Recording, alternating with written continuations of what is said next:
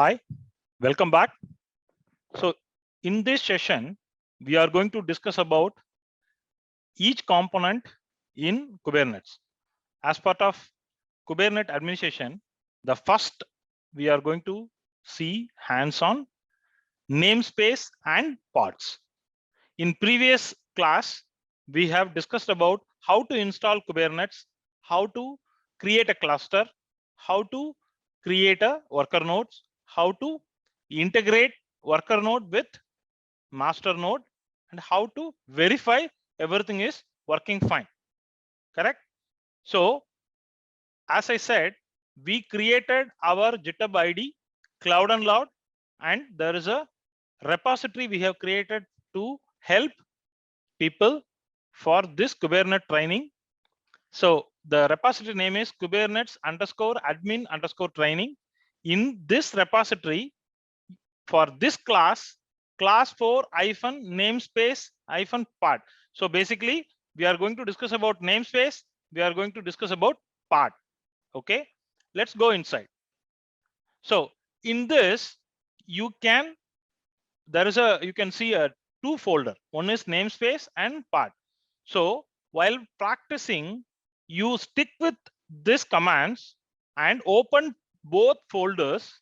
Okay, so this file will tell you all the commands and the relevant YAML files you can go and check here, right? So let's go here. As I said previously also, I have created one master node and two worker nodes. One master node we have created and one worker node, This is master node. This is worker node 1. This is worker node 2, right? So exactly I logged in all this machine. Go back here. So let's go and say kubectl get ns.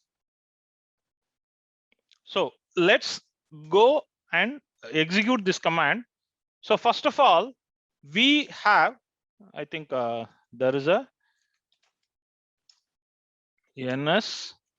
Let me clear out everything so that when you go to a new machine, when you build a new Kubernetes cluster, how it looks like. This is how. So default namespace, kube node lease, kube public, kube system. These are all default namespace you will get before you start your actual work. So let's go inside and see what are all in the default namespace. So there is a Kubernetes service by default is running. And what are all in kube system? Go and execute this command. So if you could see this during our Kubernetes introduction, we have discussed about Kubernetes, how it works, and the workflow also, right? So see here. So let's go one more detailed output instead of the same command. And see here, there is no node is showing. So -o void. So now you will see a detailed output. See in which node wise. See here, as part of Kubernetes introduction, you can see API server master. It is running on master. Okay, and proxy. It is running on master. It is running on the node 1 worker node. Even it is running on node 2, right? Even scheduler master. It is only running in master, right? And VNet, the networking across the cluster, it has to be there. So node 1 as well as master as well as node 2, right? And etcd configuration, everything will be stored in this. So see here, only running on master, right? The core DNS also, it's only running on master. So this output you need to compare with the introduction diagram. This is what I explained. If you don't understand during that introduction, the diagram, you need to map this output with that diagram so that you will be very clear on what exactly the diagram represents, right? So also there is a one Kube DNS, it is serving also, and there is a default demand set, and there is a default deployment, and of course there is a replica set. Okay, so let's go inside one by one. So you need to keep compare each output because you just starting the Kubernetes journey, right? Go back to the commands. So that is why I added -o white. Whenever you run any Kubernetes command, better if you don't understand where it is running, where it is owning everything. So please add -o white, which will give you a detailed output. Okay. Now namespace. What is namespace? Say for example, in production or in projects, we used to say dev environment, SIT environment, and UAT environment. So like that, we can logically separate, or sometimes it's going to be a separate environment altogether. So here you have one Kubernetes infrastructure, but you need to be in a position to test multiple sub-project or multiple application, or each application multiple environments till production. Definitely there will be a minimum 4 environment before production. Okay, so how you are going to separate logically, it's up to your decision, but the namespace will give you a full control, I would say better control, to have everything logically separated. Correct? So let's go inside. So namespace. So how to create a namespace? So I'm going here. First, we will go with the create namespace command. So again, I'm running this kubectl. Okay, get namespace. So kubectl create namespace, say cloud and loud. kubectl create, say cloud. kubectl say cloud 123. So if you run again get ns, see all the 3 namespace got created. Now if you want to create any resource or pod or service or any resource, you need to specify under which namespace you want to provision. If you don't specify, by default this will take care of the default namespace.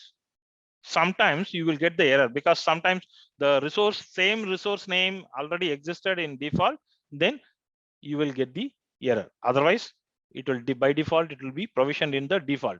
So you have to be very careful whenever you provision anything. Don't forget to specify what namespace you want. Okay, let's go inside. And I am not interested to create anything by command, because today I will create, and my next shift or other person in project, if he don't aware what commands I executed, it will be a problem. So we almost entered as a code environments, right? Nowadays everything as a code. So better you create your own code. You want to do task 1, create a YAML file. You want to do task 1 and task 2, create a YAML file. That is a really good practice. Why? Because when you want to roll out also, there won't be any dependency. Anyone can do it because they have the file, right? So right click, I'm going to open in another tab. I will show you. See, this is what we discussed during the Cloud and Loud, Kubernetes introduction class. So here, this is how you need to create a section. Okay, API version and kind. What you are going to create, namespace, and in that, what is the name? Twitter. So this section will create a Twitter namespace, and here the same. This section will create a Facebook. So if I execute the single YAML file, it will create namespace 1, namespace 2, right? Always stick to this kind of a YAML file based provisioning, which will be really advisable. Okay, go there. I'm going to say kubectl apply, okay, and the file. So how do you get this file? Sometimes I'll show you there is some issue is happening. So better go with the raw URLs rather than. So I'm going with the namespace. I'm going here. So if I go this, sometimes the wget, those are all will create some issues. So better if you want to refer any file as a URL, better go with the raw. Click the raw, and this URL you can very well use it for any automation. Don't go apart from raw format. Always it's really good, right? So the same I mentioned it here. So kubectl apply the namespace, the URL. So go here.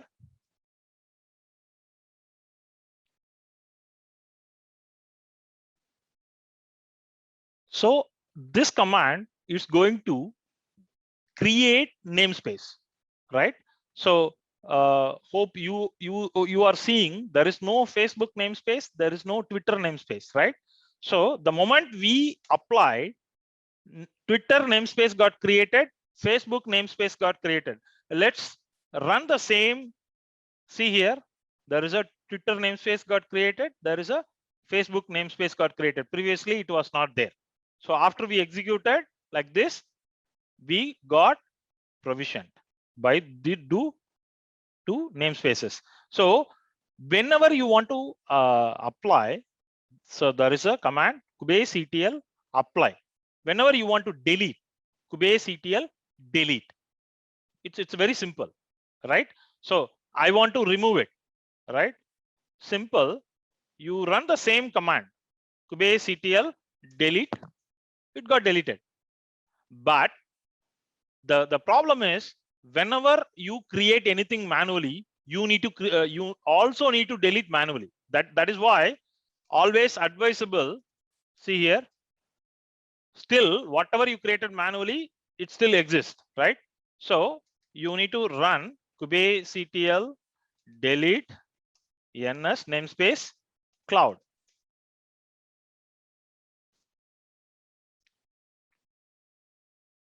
And again, you need to delete all namespace whatever you provision manually. This is why nowadays most of the companies, most of the projects, they are expecting to do it through as a code, right?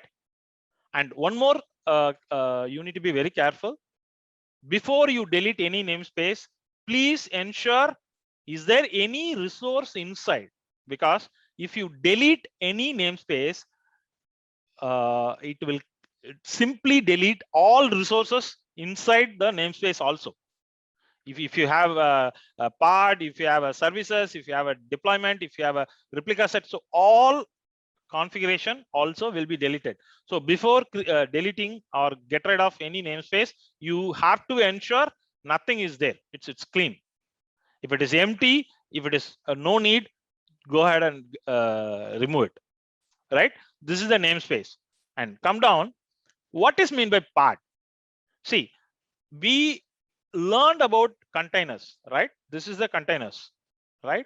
So container is some form of a VM, but it's not a VM. Okay, it's a library.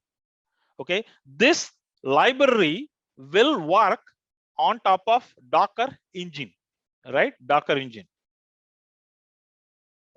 It's very fast. It's very lightweight, right? So now in Kubernetes, there is another layer they are adding. So there is a pod. So in pod, you create a containers. Okay. So in pod, you create a web server. In pod, you can create a DB server. In pod, you can create a app server, right?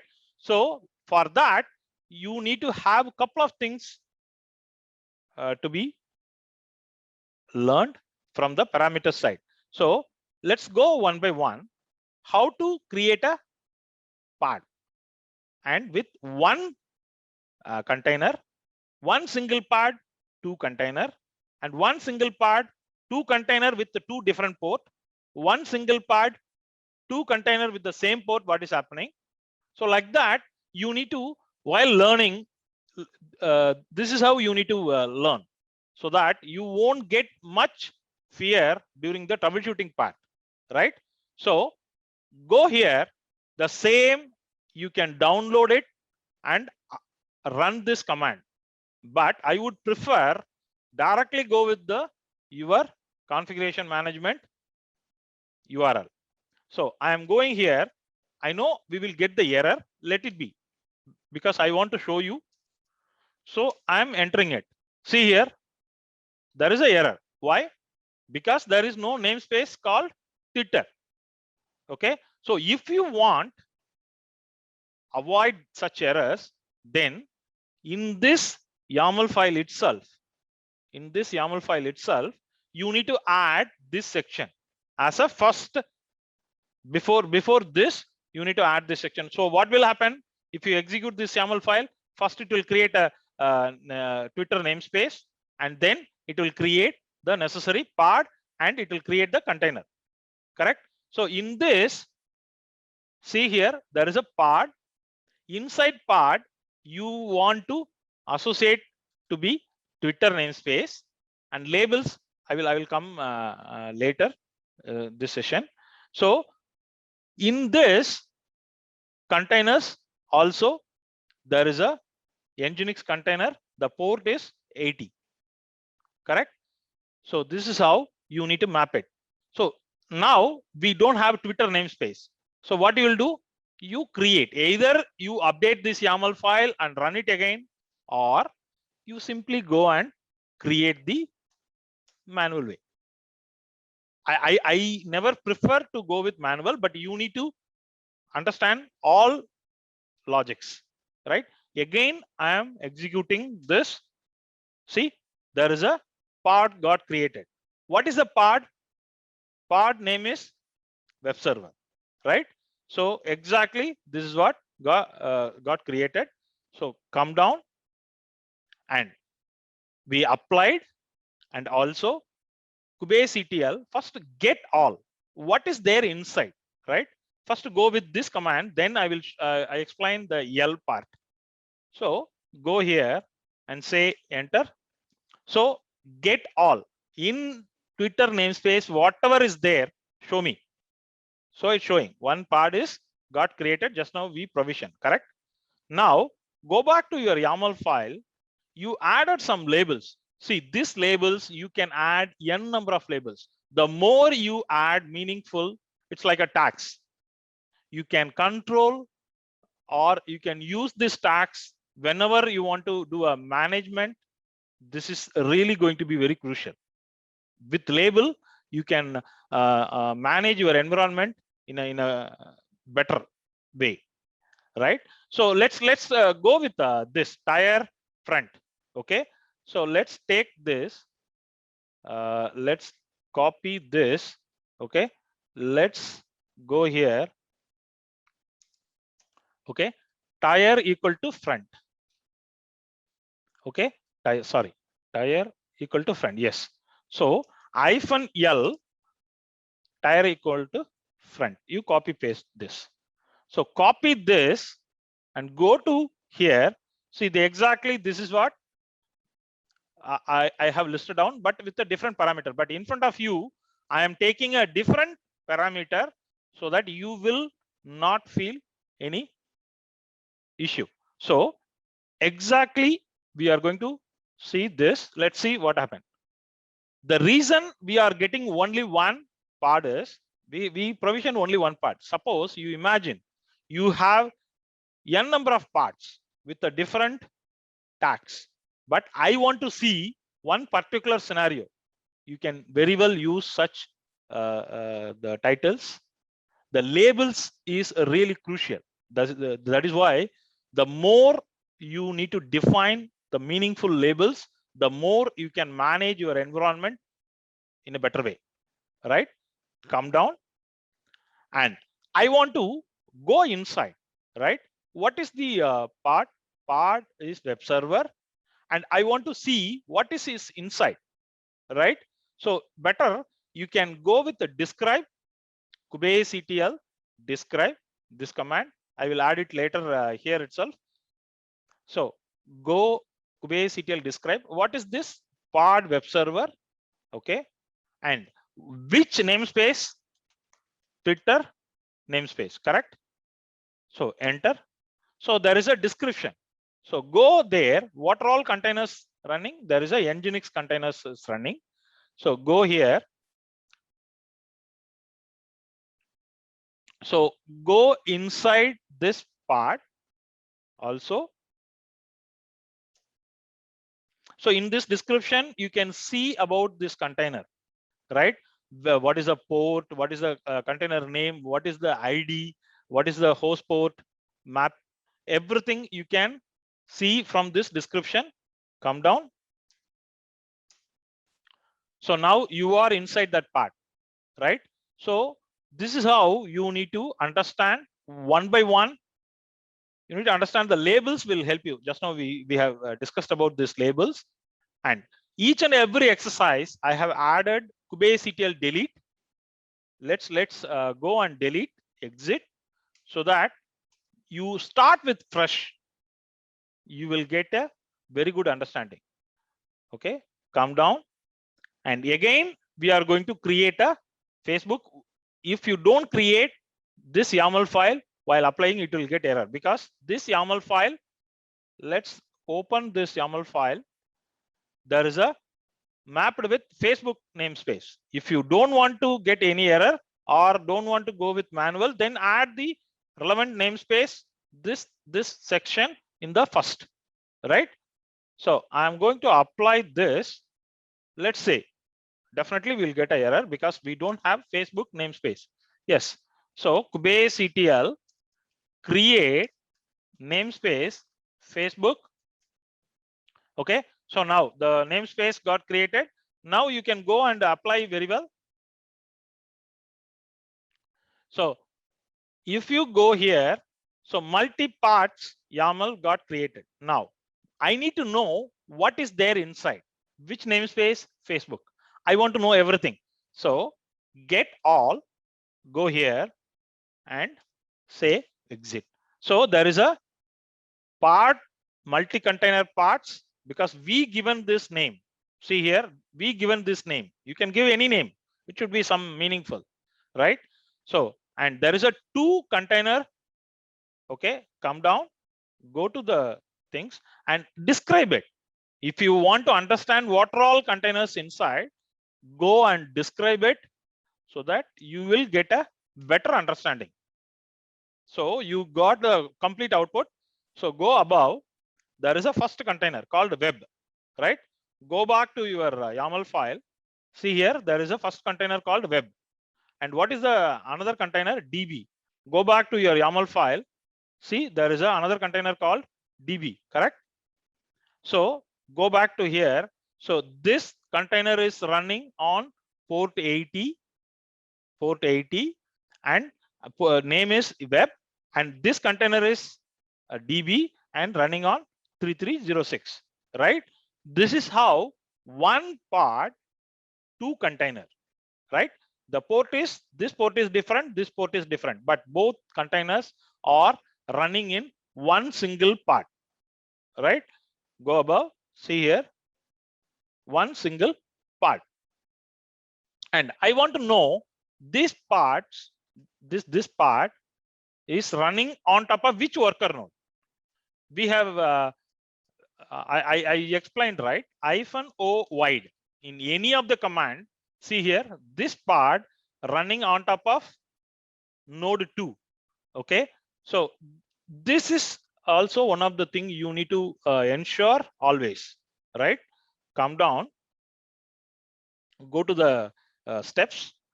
So if you want to go inside, you can run this. So I'm just going inside. See, now you are inside the part, inside the web container, right? So I am just exiting it. If you want to go inside DB, just use this, enter. So now you are inside a part inside DB container. So basically the command is the same Docker command, similar. Execute interactive terminal, what is the part and the shell and which namespace, which is the container. Come down and I'm going to get rid of it because I want to clean it. Each and every YAML file, I would say clean it first. So I'll first come out. Okay, so you clean this, then it will be easy for you. Stay tuned. We will continue with next session. Thanks.